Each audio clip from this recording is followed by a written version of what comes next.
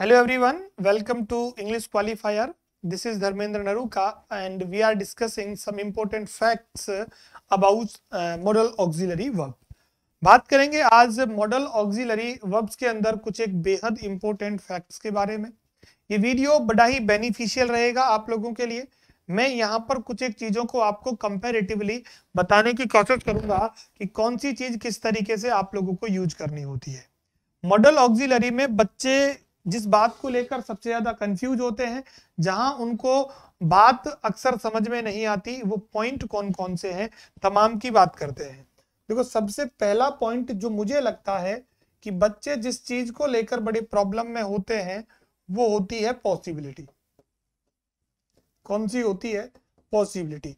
इस वीडियो में मैं मेन जितने भी आपके पॉइंट हैं उन सभी का आंसर देने की कोशिश करूंगा और आई होप ये वीडियो आप सभी प्यारे साथियों को बड़े अच्छे से पसंद भी आएगी। यह बात किसकी होती है? संभावना की।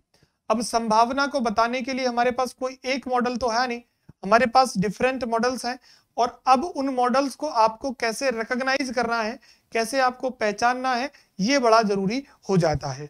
तो सबसे पहले मैं आप लोगों को पॉसिबिलिटी को बड़े सिंपल से और साधारण सी भाषा में समझाने की कोशिश करता हूं कि आप इस तरीके से इसको समझ सकते हो। क्लियर है मेरे भाई? देखो जरा, सबसे पहले आप लोग ये समझें कि पॉसिबिलिटी जो होती है उसको हम कितने प्रकार से बता सकते हैं।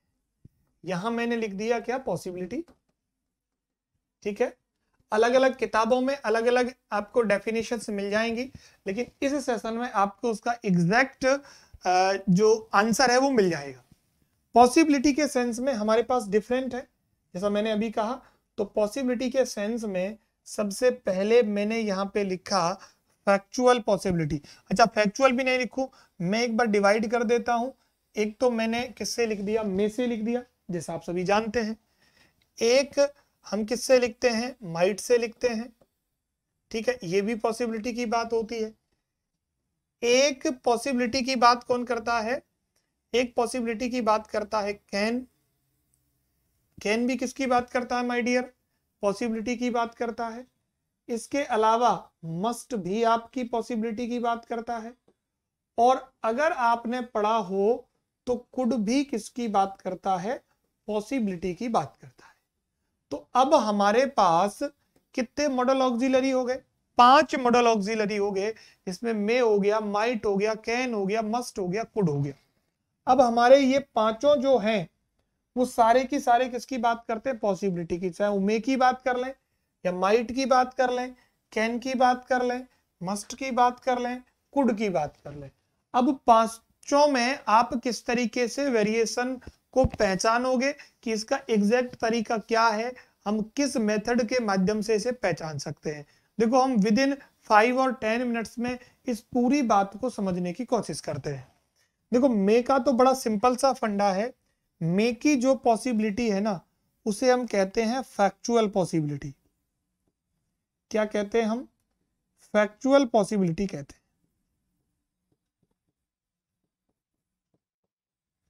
फैक्चुअल पॉसिबिलिटी को कहते हैं तथ्यात्मक संभावना। क्या कहते हैं माय डियर? तथ्यात्मक संभावना।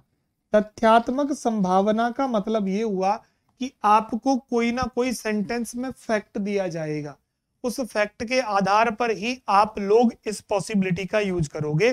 जैसे मैंने कहा कि the sky is clear, the sky is cloudy, तो दोनों फैक्ट है। मैंने कहा कि आसमान में घनघोर बादल हैं, तो अब बारिश आने की संभावना क्या है? ज्यादा हो सकती है। तो आपके पास एक फैक्ट हुआ ना, और फैक्ट अगर हुआ तो फिर आप पॉसिबिलिटी किस पर जाओगे? मे पर जाओगे। क्लियर? और ये जो माइट होती है ये भी आपकी फैक्चुअल पॉसिबिलिटी होती है, लेकिन यहां हम कम संभावना की बात करते हैं, तो इसे कह दिया जाता है कि ये किसकी बात कर रहा है? रिमोट पॉसिबिलिटी की बात कर रहा है। किसकी बात कर रहा है? रिमोट पॉसिबिलिटी की बात कर रहा है। यानी कम संभावना को बताने के लिए आप इसका यूज करते हो। किसको बताने के लिए? कम संभावना को बताने के लिए। अब इसी बात को कह दूं कि बादल आसमान बिल्कुल साफ है या आसमान में बादल नहीं है, तो माइट यूज कर लेंगे। तो ये तो रही मे और माइट की बात। अब ऐसा कहते हैं कि मे में पॉसिबिलिटी 70% होती है और माइट में पॉसिबिलिटी 30% होती है। ये भी एक फैक्ट है, ये भी हम एक फैक्ट मान सकते हैं। अब भाई रही बात कैन की, तो कैन जो होता है ना, वो उसे कहते हैं theoretical possibility. Theoretical possibility, theoretical possibility का मतलब समझो अब आप, एक्चुअल में थ्योरेटिकल पॉसिबिलिटी हम कहते किसको हैं? सैद्धांतिक संभावना हिंदी में बोले तो। थ्योरेटिकल पॉसिबिलिटी होती है कि ऐसा होना संभव है, यानी आप इट इज पॉसिबल के सेंस में इसे यूज करते हो। जैसे आपको किसी स्थान के बारे में पता हो कि वहां अक्सर ये घटना हो जाती है, तो वो कभी भी संभव है। जैसे फायर कैन बी डेंजरस, तो इट इज पॉसिबल, है ना, इट इज पॉसिबल, ये संभव है कि that fire can be dangerous, कि फायर डेंजरस हो सकती है। तो थियरी है ना, कई बार ऐसा हुआ है, जैसे आप किसी रोड पर होके जाते हो और वहां रोड पर जाम लगता है, तो आपने वहां पर एक थियरी बनाई कि वहां के मत जाना, the road can be blocked, क्योंकि वहां वो थियरी है उसके बारे में, मतलब एक आपने एक सिद्धांत है कि वहां लग जाता है, पॉसिबल है, तो उस सेंस में आप थ्योरेटिकल पॉसिबिलिटी का यूज करते हो। इसका तो बिल्कुल कोई दिक्कत ही नहीं है। जब आपको स्ट्रांग पॉसिबिलिटी की बात करनी हो, है ना, दृढ़ संभावना की बात करनी हो, किसकी बात करनी हो? दृढ़ संभावना या ज्यादा संभावना की बात करनी हो, तो आप किस पे चले जाते हो? मस्ट पे चले जाते हो। और कुड जो है ना, कुड पॉसिबिलिटी जो होती है, पॉसिबिलिटी इन पास्ट होती है,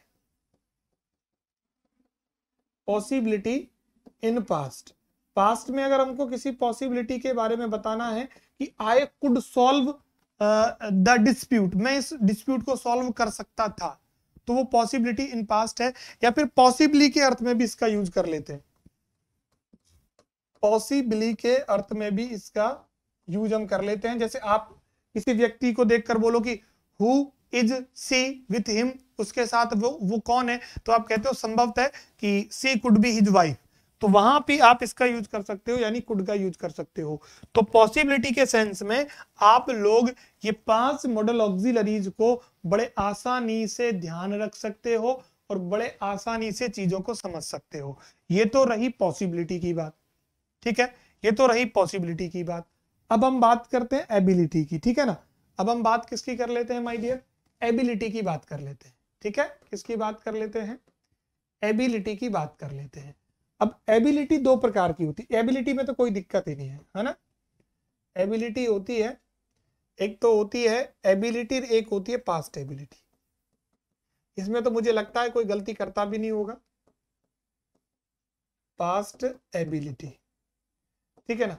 तो एबिलिटी के लिए हम यूज करते हैं कैन का, और पास्ट एबिलिटी के लिए हम इसको हम कहाँ लेके चले जाएंगे? पास्ट में लेके चले जाएंगे, तो हम किसका यूज कर पाएंगे? कुड का यूज कर पाएंगे। तो मुझे नहीं लगता कि बच्चों को यहाँ लेकर कोई दिक्कत होगी। एबिलिटी और पास्ट एबिलिटी में तो मुझे नहीं लगता किसी को भी कोई दिक्कत होगी, है ना। तो यहाँ तो एक्चुअल में आप बिल्कुल इजी वे से आप कर सकते हो, ठीक है। इसके अलावा मेन जो दिक्कत होती है वो होती है आपकी परमिशन, सॉरी रिक्वेस्ट में। किसमें होती है? रिक्वेस्ट में। काफी बच्चे कहते हैं कि सर ये रिक्वेस्ट वाला पोर्शन है ना, हमें सर समझ ही नहीं आता, पता नहीं, इसमें अक्सर कंफ्यूजन ही होता रहता है। इस वीडियो को देखो, कंफ्यूजन दूर हो जाएगा। एक बार आप देखो तो सही, ज्यादा बड़ी वीडियो तो मैं बनाता भी नहीं हूँ, है ना, छोटी छोटी वीडियो तो हम देखते रहते हैं। अब देखो, इसमें हमारे पास एक तो कैन है, ठीक है, एक हमारे पास क्या है? कुड है, ठीक है, एक हमारे पास क्या है? वुड है, एक हमारे पास ये लीजिए हो गया विल हो गया, और एक हमारे पास माइट हो गया। रिक्वेस्ट में आपको यही 5 यूज करना है, 5 के अलावा आपको कुछ यूज नहीं करना रिक्वेस्ट में। मैं 1 मिनट में आपको समझा देता हूं।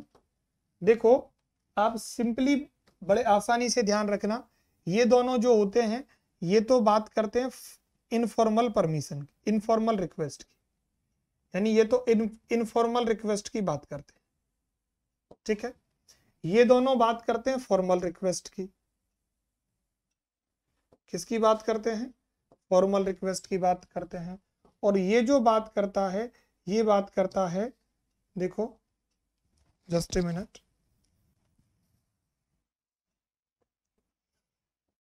रिक्वेस्ट प्लस हेजिटेशन, ये किसकी बात करता है?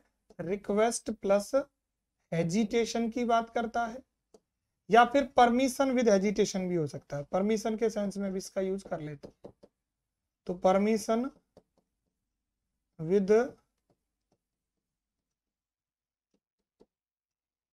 हेजिटेशन, ये दोनों की बात इसमें हो सकती है।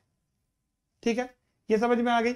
अब एक बात और समझ लेना, ठीक है ना, ये तो आपको समझ में आई गया ना, ये बात और समझ लो, ये कुड और वुड जो है ना, ये पोलाइट रिक्वेस्ट की बात करते हैं।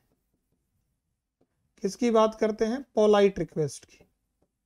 अब अगर फॉर्मल पोलाइट रिक्वेस्ट है तो वुड लगा लो, और इनफॉर्मल पोलाइट रिक्वेस्ट है तो फिर कुड लगा लो। बताओ कहां दिक्कत है? ये लो, स्क्रीनशॉट ले सकते हो आप। इजी वे में आप इन चीजों का ध्यान रख सकते हो। मुझे लगता है कि आप इजी वे में रिक्वेस्ट को समझ सकते हो। बात क्लियर हुई? रिक्वेस्ट के अलावा मैं आप लोगों को परमिशन की बात और बता देता हूं। ठीक है, किसकी बात और कर लेते हैं हम? परमिशन की बात और कर लेते हैं। देखो, परमिशन की अगर हम बात करें, परमिशन की अगर हम बात करें तो परमिशन में जनरली दो ही चीजें ध्यान में रखनी होती है। टू सीक परमिशन, जनरली किसका यूज किया जाता है? मे का यूज किया जाता है, और मे का यूज बड़े रेस्ट्रिक्टिव सेंस में होता है ना?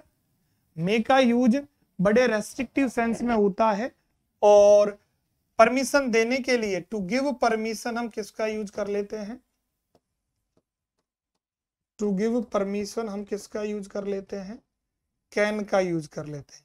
अब अमेरिकन का और ब्रिटिश का भी फर्क है। अमेरिकन में कैन का यूज परमिशन लेने के लिए भी हो जाता है और देने के लिए भी हो जाता है, लेकिन जनरल अर्थ में आप इन दोनों का ही यूज करते हैं। साथ ही साथ आप लोग चाहो तो सेल का भी समझ सकते हो। सेल का यूज भी to know the desire of someone,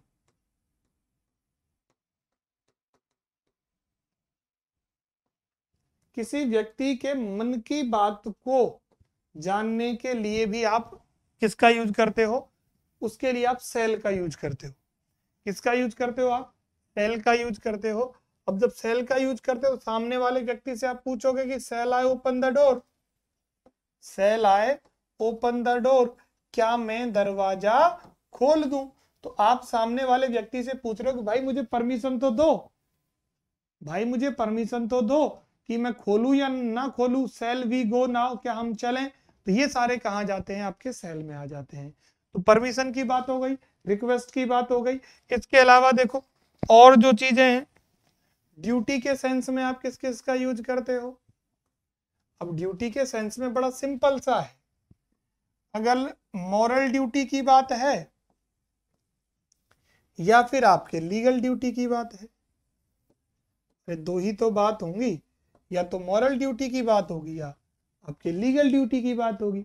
moral duty की बात अगर है तो आप यूज करो किसका? शुड का। या फिर आप ज्यादा ही है तो किसका यूज कर सकते हो? ऑट टू का यूज कर सकते हो। और अगर लीगल ड्यूटी की बात है तो फिर आपको क्या यूज करना पड़ेगा? मस्ट यूज करना पड़ेगा। ध्यान रख सकते हो ये बात। किसका यूज करना पड़ेगा? आपको मस्ट का यूज करना पड़ेगा लीगल ड्यूटी के लिए, और शुड और ऑट टू का यूज करना पड़ेगा आपको मॉरल ड्यूटी के लिए। वही बात करें, देखो मोटे मोटे तौर पर मैं पूरे आपके मॉडल्स यूज कर दूंगा, ज्यादा आपको टाइम खर्च करने की जरूरत भी नहीं है। अगर आपके अंदर कोई पास्ट हैबिट रही है तो आप किसका यूज करोगे? या तो यूज करोगे यूज्ड टू का, और या फिर यूज करोगे आपका वुड का। पास्ट हैबिट का मतलब होता है पुरानी आदत जो अब आपके अंदर नहीं है, तो उसके लिए या तो यूज्ड टू का यूज करोगे, या आप फिर किसका यूज कर सकते हो माय डियर? वुड का यूज कर सकते हो। तो इसमें भी मुझे नहीं लगता कि आपको कहीं कोई दिक्कत है। ठीक है, अगर आपको पर्पज की बात करनी है, किसकी बात करनी है? पर्पज की बात करनी है, तो इसके लिए या तो आप लेस्ट के पेयर में शुड लगाओ, लेस्ट के पेयर में शुड लगाओ, या फिर अगर सेंटेंस में सो दैट दिया हुआ है तो सिंपल सा बता देता हूं, अगर टेंस प्रेजेंट है तो इसके बाद में मे लगा दो, और अगर टेंस यहां आपको दिया गया है पास्ट, तो फिर यहां मे की जगह क्या कर दो आप, माइट कर दो। बस ये ध्यान रखना है आपको, पर्पज के लिए मे और माइट का यूज करते हैं। लेस्ट के साथ शुड भी किसकी बात कर देता है, पर्पज की बात कर देता है। तो ये भी आप लोगों को अच्छे से समझ में आ गया होगा। ये वीडियो एक्चुअली में मैं आपके टाइम बचाने के लिए ही बना रहा हूं।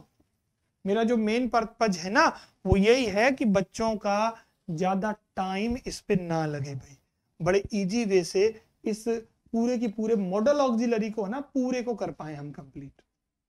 सारी बातें मैं इसमें आपकी इंक्लूड कर दूंगा, ठीक है। और देखो आप, एक दो बातें और हैं वो मैं आपको बता देता हूं। अगर आपको किसी के लिए विश करना है, किसी के लिए प्रेयर करनी है, किसी को आशीर्वाद देना है, ठीक है ना, और या फिर किसी को कर्स अभिशाप देना है, तो इसमें तो बड़ा सिंपल सा है, आप मे का यूज करते हैं भाई। किसका यूज करते हैं, मे का यूज ही तो करते हैं। तो इसमें भी कोई दिक्कत नहीं है, मुझे लगता है कि आप लोग आसानी से कर पाओगे। इसके अलावा अगर आपको गैस करना है, अनुमान लगाना है, तो माइट लगा दो। क्या लगा दो, माइट। माइट से हम अनुमान की बात कर सकते हैं। रिकमेंडेशन के लिए भी किसका यूज करते हैं, रिकमेंडेशन, सिफारिश अगर हमें करनी है तो माइट का यूज कर सकते हैं। किसी को सिफारिश के लिए किसका यूज किया जाता है, माइट का यूज किया जाता है। जैसा मैंने आप लोगों को पहले भी बताया है कि रिकमेंडेशन के लिए माइट पर जा सकते हैं, लेकिन एडवाइस और सजेशन के लिए, अब एडवाइस देनी हो या एडवाइस लेनी हो, दोनों के सेंस में हम किसका यूज करते हैं, या तो शुड का यूज कर लेते हैं या हम ought to का यूज कर लेते हैं, ठीक है ना। या तो हम शुड का यूज कर लेते हैं या फिर किसका यूज कर लेते हैं माय डियर, ought to का यूज हम कर लेते हैं। तो ये बात समझ में आई कि नहीं आई, आपको बताओ भाई, ये बात क्लियर है ना, कि गैस के लिए माइट का यूज कर लेते हैं, रिकमेंडेशन के इसके लिए यूज कर लेते हैं, एडवाइस सजेशन के लिए इसके लिए यूज कर लेते हैं। आप ये भी ध्यान रखेंगे थोड़ा सा, मेन तो यही यूज होते हैं भाई। एक अनरियल कंडीशन, ये बार बार एग्जाम में पूछा जाता रहता है। अनरियल कंडीशन जो होती है ना, वो एक्चुअली आपकी हाइपोथेटिकल कंडीशन है। कैसी है, हाइपोथेटिकल कंडीशन है। और हाइपोथेटिकल कंडीशन के लिए हम लोग वुड के बाद में दैट का यूज करते हैं। ये अच्छे से लिख लेना माय डियर। इसका हिंदी मीनिंग क्या हो जाता है, काश। क्या बनेगा हिंदी मीनिंग, काश बनेगा। ये आप ध्यान रखना, वुड दैट के लिए, है ना। वुड का यूज हम प्रेफरेंस के लिए भी करते हैं। दो चीजों में अगर हमें प्रेफरेंस लेनी हो तो हम किस पे चले जाते हैं भाई, वुड पे चले जाते हैं। प्रेफरेंस की बात वुड से हो जाती है, प्रेफरेंस की बात किससे हो जाती है, वुड से हो जाती है प्रेफरेंस की बात। आपके ये और बनते हैं दो, एक तो नीड होता है और एक डेयर होता है। इनके लिए भी बच्चे काफी ज्यादा कंफ्यूज रहते हैं। नीड का यूज देखो मेन वर्ब की तरह भी किया जाता है और मॉडल की तरह भी किया जाता है। अब मॉडल की तरह या तो सेंटेंस इससे नेगेटिव बने या सेंटेंस इससे इंटरोगेटिव बने, या तो हम यूं यूज करेंगे नीड के बाद सब्जेक्ट और वर्ब का फर्स्ट फॉर्म आ जाए, या सब्जेक्ट के बाद नीड और नॉट और वर्ब का फर्स्ट फॉर्म आ जाए। इन दोनों के रेफरेंस में नीड होता है। सेम बात डेयर की होगी। डेयर मेन वर्ब की तरह भी यूज होता है, मॉडल की तरह भी यूज होता है। अब आप अगर नेगेटिव इससे बना रहे, उल्टा हो गया यहाँ पे ना, इसको मैं कर देता हूं सही। ये नेगेटिव है और ये इंटरोगेटिव है। नेगेटिव और इंटरोगेटिव। नेगेटिव है तो सब्जेक्ट के बाद हम क्या कर देंगे, डेयर नोट कर देंगे और सीधा फर्स्ट फॉर्म आ जाएगा। और यहां पर हम क्या करेंगे, डेयर को लाएंगे पहले और सब्जेक्ट आ जाएगा, फर्स्ट फॉर्म आ जाएगा, लास्ट में वही आपका क्वेश्चन मार्क आएगा। तो ये मॉडल ऑक्सिलरी बन जाएंगे। क्या बन जाएंगे ये आपके, मॉडल ऑक्सिलरी बन जाएंगे। नीड का जो सेंस है वो नेसेसिटी के अर्थ में होता है और इसका जो है वो करेज के अर्थ में होता है। किसके अर्थ में होता है, करेज यानी साहस के अर्थ में होता है। तो ये ओवरऑल आपका जो मॉडल ऑक्सिलरी है ना, ये ओवरव्यू है, पूरा के पूरा मैंने ओवरव्यू कर दिया है और ज्यादा टाइम भी मैंने आपका नहीं लिया है। आई होप ये वीडियो सभी को बहुत अच्छे से समझ में आएगा। इसके प्रैक्टिस करो, आपको 100% इसका बेनिफिट मिलेगा ही मिलेगा। मिलते हैं ऐसे ही एक और ओवरव्यू वाले सेशन में, जहां पर हम एक किसी पूरे टॉपिक को बहुत कम समय में खत्म करने की कोशिश करेंगे। तब तक के लिए bye bye, take care and thank you so much.